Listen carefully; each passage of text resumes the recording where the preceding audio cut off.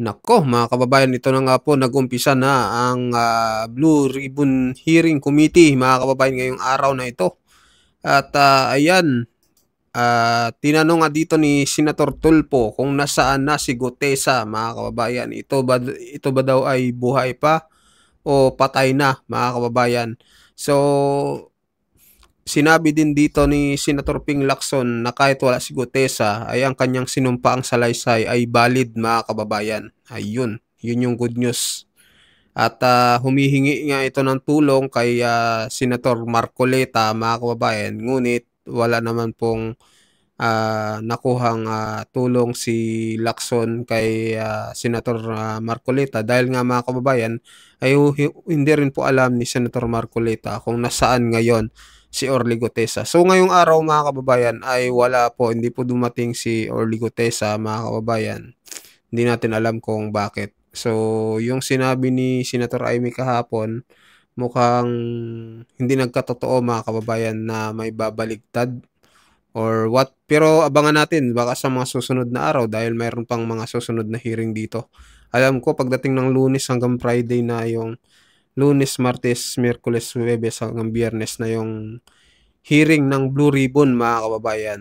So hindi lang natin alam kung totoo ito mga kababayan na. So ayan, panoorin na natin tong hearing. So dito sa about kung nasaan si Gutesa. Mr. Chair, alam kong sinusundan nyo rin po. At ano na ho nangyari? I don't know if you can answer this, Attorney Fadulyon, kayo po sa DOJ. Nasaan na po yung ating witness na si Ginoong Gutesa? Because yung kanya pong testimony ay napakalaki po. Lahat po tayo nagimbal dito. Ayan. So, di ba nagimbal din si Senator Tulfo? we want to find out, is he okay? Where is he at? Is he still alive? Is he dead? Ano ho nangyari? Mr. Chair, Department of Justice would not be in any position to ascertain the whereabouts of Mr. Gutesa. As far as we know, he did testify here in the Senate Blue Ribbon Committee, but the Department of Justice never had any interaction with him after that particular testimony. There was no representation made as to his interest in being covered by the program or being granted any protection. And we know for a fact that the intervention by the Witness Protection Program is something which is done voluntarily by the one who is making the application. Inasmuch as there was no application made, we have not had, since the time of his testimony here before the Senate Blue Ribbon Committee, any interaction with Mr. Gutesa. So we would not be in a position to say where he is right now or what his condition is, sir. Mr. Chair, may I ask the Secretariat if we sent out subpoena or invitation to Mr. Gutesa? Because I'm concerned po. I mean, he made a lot of revelations here during the last meeting when he was here. So we want to find out at gusto ho natin siyang tanungin, where did you get all this information? Pero tila wala ho siya. Now, did we invite him? Yes, Mr. Vice Chairman. We sent an invitation to his known address, no? Nakalagay sa kanyang driver's license sa Taguig. Pero even when the investigation was conducted by the executive judge, wala na po siya doon sa kanyang known address, last known address. So what we did in the Blue Ribbon Committee, we sought the assistance of the Honorable Marcoleta kung sakaling meron siyang contact o may sa darating na panahon magkakaroon siya ng contact ay tulungan niya tayo na malocate at para makapag-testify na muli si Technical Sergeant Gutesa. So ang sagot po ni Honorable Marcoleta, wala rin po siyang contact kay Orly Gutesa. Isa pang katanungan dyan, Mr. Chair, at nagtatanong po yung mga kababayan ho natin, ano po ang mangyayari ngayon sa kanyang salaysay? Are we going to submit it? Dahil kung tayo po ay mag-wind down na dito po sa ating investigation, are we going to submit it to ICI, Mr. Chair?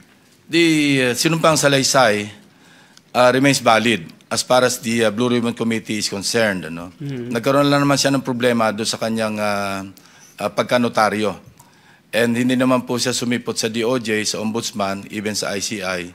So wala po tayong magagawa doon. But as far as the committee is concerned, pag tayo po ay nag-submit ng ating committee report, yung kanyang sinumpaan sa salaysay, as I mentioned earlier, remains valid kasi yun naman ay sinumpaan niya ng bukod, no, dito sa harapan ng komite. Thank you. Mukhang mahirap dito mga kababayan, no? Baka ito si Sergeant Orly Gutesa ay baka pinapatay na. So wag naman sana mga kababayan, no? Bakit hindi kaya siya sumipot ngayon? O di kaya isa rin sa mga dahilan ay dahil nga dito sa siniraan siya na hindi daw valid yung yung anong tawag diyan, yung kanyang notaryo mga kababayan.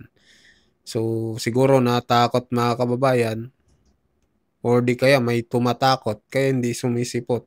Di rin natin alam mga kababayan eh. So abangan natin sa mga susunod na araw, sa mga susunod na hearing kung dadating ba talaga si Master Sergeant Gutesa mga kababayan. Kasi napaka napaka credible po ng kanyang sinumpang salaysay.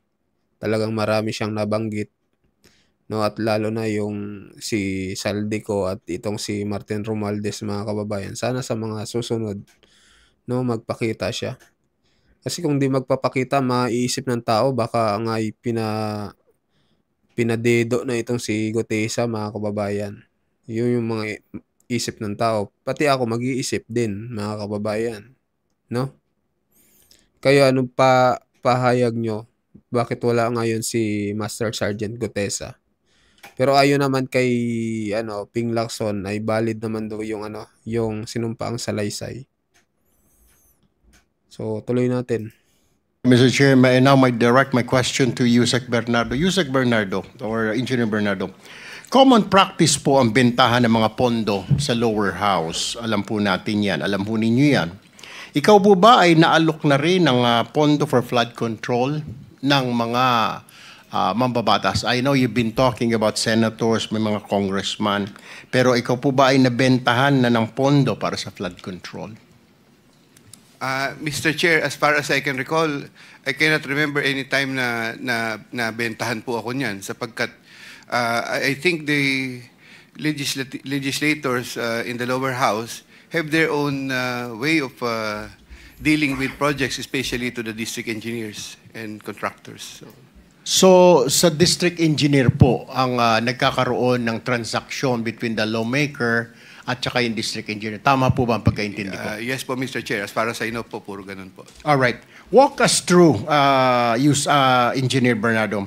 Pag nagbaba na po ng pondo, ng budget, ang isang politiko, congressman man yan, sa district, ano po ang nangyayari? Siya rin po ba, tama po ba na siya rin po ang nagsasabi, nagdidictate, ito ang kontratista na gusto kong panalunin mo because siya yung kontratista ang magbibigay ng komisyon kay congressman o sa politiko. Tama po ba yan? Can you walk us through after na ibaba yung pondo ng mababatas doon sa distrito? What is happening? And walk us through hanggang sa makuha ng politiko yung kanyang komisyon or kickback. Mr. Chair, I'm very sorry to be of direct po sa ganyang mga proseso sapagkat ang nagkakausap lang po talaga dyan ay ang mga congressmen or legislators sa lower house saka po district engineer o yung mga contractor. Hindi po ako doon sa kanilang sistema doon kung paano. Ba't naririnig ko pong ganun talaga? Yun po. Alright, panghuling na katalungan na lang po sa inyo, Yusek Bernardo, bago po ako lumipat dito kay Engineer Alcantara. Nabanggit niyo po ang Office of the Executive Secretary na kasama din po dito sa flood control. Ewan ko bakit to sila may flood control. Ang tanong ko po, sino sa Office of the Executive Secretary ang kausap po ninyo? Can you name names? Mr. Chair, as I've earlier na sinabi ko po, ay si Trigib Olivar po ang kausap ko. Siya lang po nagsabi sa akin nun. Pero hindi po siya sa Office of the Executive Secretary, Engineer Bernardo. Siya po, the last na chinek ko po ay nasa Department of Education po siya. Wala po siya sa Office of the Executive Secretary. Bakit po ninyo nabanggit na siya, yun ay para, yung kanyang hinihingi ay para sa Executive Secretary, Engineer Bernardo? Mr. Chair, yun lamang po ang sinabi niya sa akin. Po akong... Senator Tulfo, bukod kay Yusek Olivar, pag sinabing Office of the Executive Secretary, wala ka nakakausap na naka-assign mismo doon sa office ng Executive Secretary? Wala. Wala po, Mr. Chair. Thank you. Okay, let me direct my question now to Engineer Alcantara. Engineer Alcantara, okay, pagbaba po ng pondo ng politiko sa inyo, ano po nangyayari? Tama po ba? Walk us through with this. Pagbaba ng pondo, sasabihin ng politiko, gusto ko sa kontraktor na ito ang mapanalunin mo. Tama po ba yun? Yes, Your Honor. Okay. Ano ho nangyayari? Nagkaroon ho ng bidding, etc. May bidding-biddingan pa kunwari. 3, 4 ang maglalaban-laban para kunwari. Pero mananalo at mananalo yung kontraktor ng politiko. Tama po ba yun? Yes, Your Honor. Alright. Ano ho na mangyayari after that? Kailan na po i-execute yung proyekto? Kailan na ang bigaya na komisyon? Kasi may mga balita po ako, nag-a-advance pa ang ilang politiko. Tama po ba yon na humihingi po ng advance ang politiko? Wala pa po yung pondo, laway pa lang, ay nagbibigay na ng advance yung kontraktor. Your Honor, pagdating po dun sa bagay, since sila po yung magkakausap na po, yung contractor and the, hindi po ako knowledgeable kung kailan o magkano yung percent na napag-uusapan po nila, Your Honor. Pero pagbaba ng pondo, ano ho nangyayari? Pakikwento lang po sa amin hanggang sa ma-execute, kung i-execute ngayon yung proyekto. Opo, pagbaba po ng pondo, pupunta na po yung mga contractor po sa office. At mag-confirm naman po na yun daw po ay ibinigay sa kanila. So, makipag-usap naman po sila doon sa coordinator for the procedure of the bidding. And then, ibibid po, i-implement, doon po nangyayari. Pero yung bigayan po nung obligasyon, since sa amin po ang nagpapamigay po talaga, hindi naman po kami. Pagka-congressional allocation po, Your Honor. Tinatawagan mo ba yung politiko pag sinabi niyang ito yung contractor ko, DE Alcantara o Engineer Alcantara, ito ang magpanalunin mo? How would you know na yun talaga ang contractor ni congressman o ni senador? Sino? Nagbibigay lang po ng listahan po do sa binibigay ko lang po sa chief of staff ko. Ito yung designated na gusto nila. Ilan po yun. Okay. Tama rin po ba na para kunwari mayroon ka talagang bidding, masunod lang, para hindi masilip ng COA, kailangan may sumali na 3 at 4 pa na contractor. Pero knowing in advance, kailangan manalo na yung contractor ng politiko na yon. Yes, Sir Honor. Yung mga contractor po na designated, they're the one who will talk to the coordinator po ng mga contractors po, Your Honor. So, yung bidding po na nagaganap ay bidding-biddingan na lang kung tawagin. Most probably, Your Honor. Alright. Okay. Naku. Another Bidding-biddingan question lang po pala, no? sa kay... With the permission of Senator Go ahead. Kiko, and With the just permission, on that point, Senator Kiko, sa page 18 kasi nung affidavit ni Ginoong Bernardo, nakalagay dito, number 141. In compliance with his order, I forwarded the list to Sec Bonoan. He told me that Undersecretary for Planning shall facilitate and ensure the inclusion of these projects in the NEP. So sinama pa lamang sa NEP, tapos 142, Engineer Alcantara gave 10% of the value of the project. Ibig sabihin, wala pa yung proyekto sa baba. Nasa NEP pa lang, may 10% na. Normally, ganun po, Your Honor, after the listing of the NEP. Saan galing yung pera? Sa mga contractor po na gustong mag-take ng risk po. Yan ang ibig kong sabihin kanina, di ba? May advance na. Kaya yung sinasabi mo na wala kang alam, hindi mo alam, sila nag-uusap, doon pa lang, tama si Senator Pangilinan, may advance. Sama dito sa statement na binigay na affidavit ni Engineer Bernardo, may advance. Your Honor, i-differentiate ko lang po if you may. Yung pong binabanggit po ni Senator Pangilinan, yun po yung mga special fund po, hindi po yun yung allocable ng congressman, Your Honor. Doon po sa allocable ng congressman, wala pong ganon. Yun lang pong mga special funds na coming from whether, hindi ko po alam kung whether kay secretary or kay Yusek Cabral or sa House man po kung saan po.